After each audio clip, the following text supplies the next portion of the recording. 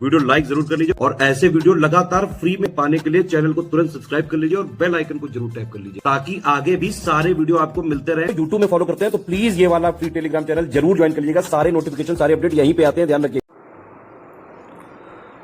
नमस्कार साथियों, स्वागत है आप सभी का स्टडी फॉर सिविल सर्विसेज में। ये क्लास है हमारी एनिशिएंट इंडिया की और ये एनिशिएंट इंडिया का लास्ट टॉपिक है। फिर हमारी सारा का सारा एनिशिएंट इंडिया हमने यहाँ पर कवर कर लिया है, ठीक है। और आज की क्लास में हम बात करने जा रहे हैं पाल वंश की। ये अंतिम टॉपिक है एनिशिएंट इंडिया का, फिर एनिशिएंट इंडिया हमारा समाप्त हो जाएगा। पाल वंश देखिए, 8वीं शताब्दी के आसपास गोपाल ने पाल वंश की स्थापना करी। ध्यान रखना, पाल वंश का संस्थापक कौन है? गोपाल। इंपॉर्टेंट बात है, पेपर में आ चुका है। बाद के सभी राजाओं के नाम के आगे पाल जुड़ गया, जिसका मतलब प्राचीन प्राकृत भाषा में रक्षक होता है। ध्यान रखना, पाल का मतलब कौन होता है? पालक, रक्षक। यह वंश पाल वंश के नाम से जाना गया। पाल राज्य में बंगाल, बिहार शामिल थे, जिसमें पाटलिपुत्र, विक्रमपुरा, रामवती, मुंगेर, ताम्रलिप्त और जगदल जैसे प्रमुख शहर शामिल थे, ठीक है। पाल राष्ट्रकूटों और प्रतिहारों के बीच त्रिपक्षीय संघर्ष जारी रहा और बिहार का आधुनिक पूर्वी उत्तर प्रदेश के क्षेत्र उनके विवाद की जड़ बने रहे। यानी इन क्षेत्रों को हासिल करने के लिए जो है पाल राष्ट्रकूटों और प्रतिहारों के बीच त्रिपक्षीय संघर्ष हुआ। ये पेपर में पूछ लेता है कि त्रिपक्षीय संघर्ष में कौन कौन शामिल था, तो पाल, राष्ट्रकूट और प्रतिहार। आगे देखो, पाल राजा बौद्ध धर्म, खासकर महायान और बौद्ध धर्म के तांत्रिक संप्रदाय के अनुयायी थे। उन्होंने पूर्वी भारत में मठ तथा मंदिर बनवाकर इस धर्म को बहुत बढ़ाया। तिब्बती बौद्ध धर्म में अब भी पाल विरासत परिलक्षित होती है। समस्त पाल शासक बौद्ध धर्मावलंबी थे, बौद्ध धर्म को मानने वाले थे। एक एक करके देखते हैं। सबसे पहले बात करेंगे गोपाल की, जो इस वंश के संस्थापक हैं। एक कट्टर बौद्धवादी थे। बौद्ध विद्वान तारांथा के अनुसार गोपाल ने उदांतपुरी में प्रसिद्ध मठ का निर्माण करवाया। ये बात पेपर में पूछता है। धर्मपाल के खलीमपुर ताम्रपत्र अभिलेख के अनुसार गोपाल ने मत्स्य न्याय से लोगों को बचाने के लिए पाल राजवंश की स्थापना की। मत्स्य न्याय का मतलब होता है अराजकता का काल, ठीक है, जब वह क्षेत्र के प्रतिष्ठित लोगों द्वारा सीधे शासक चुन लिए गए। अगला शासक है हमारे पास धर्मपाल, 770 से 810। धर्मपाल ने एक बार कन्नौज पर अधिकार कर लिया था और यहाँ समस्त उत्तरापथ के राजाओं की सभा की।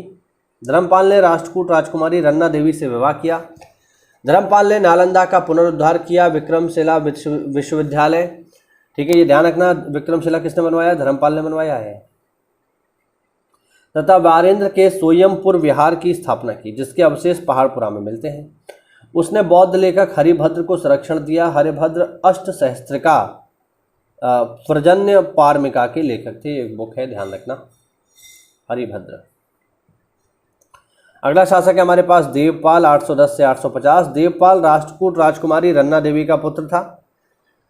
देवपाल पाल वंश का सबसे प्रतापी शासक था। देवपाल का सेनापति उसका चचेरा भाई जयपाल था, जिसने अनेक युद्ध देवपाल की तरफ से लड़े। देवपाल बौद्ध धर्म का महान संरक्षक था। बौद्ध परंपरा के अनुसार शैलेंद्र वंश के शासक बालपुत्र देव, बालपुत्र देव कौन है? स्वर्णद्वीप के शासक जो इंडोनेशियाई द्वीप समूह से संबंधित है, जिन्होंने मलाया, जावा, सुमात्रा और अन्य पड़ोसी देश जीते, है ना। यानी बालदेव ने उनसे नालंदा में मठों के लिए 5 गांव का अनुदान देने का अनुरोध किया। उन्होंने अनुरोध को स्वीकारा और वीरदेव को नालंदा मठ का प्रमुख नियुक्त किया। बौद्ध विद्वान वज्रदत्ता, जो कि लोकेश्वराष्टक के लेखक हैं, वह देवपाल के राजकवि थे। ध्यान रखना, वज्रदत्ता।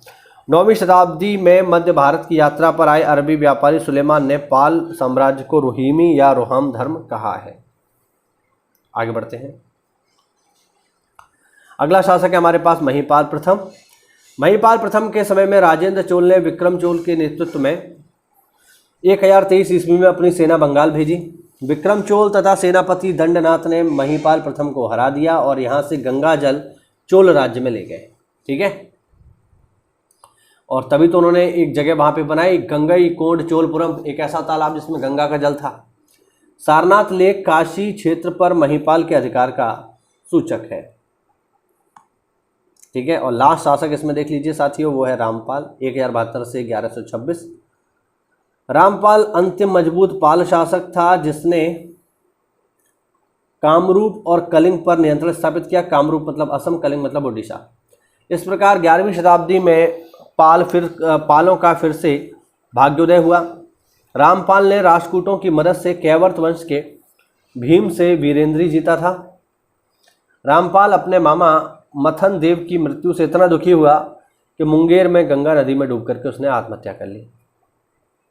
11वीं शताब्दी तक बहुत से क्षेत्रों में विद्रोह के कारण यह साम्राज्य काफी कमजोर हो गया। पाल साम्राज्य को सेन राजवंश ने नष्ट कर दिया।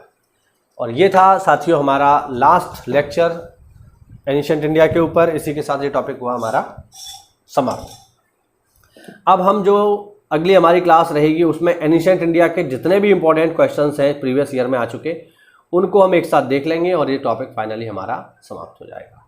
ठीक है, तो प्राचीन भारत हमारा समाप्त हुआ। आरओ की वैकेंसी के बारे में आप लोगों को पता चली गया, वैकेंसी आने वाली है, तो बिल्कुल आज ही हमारे चैनल से जुड़िए और पूरा हिस्ट्री, पूरा ज्योग्राफी, पूरा करंट अफेयर्स सब कुछ आपको यहीं मिल जाएगा एक ही जगह पे।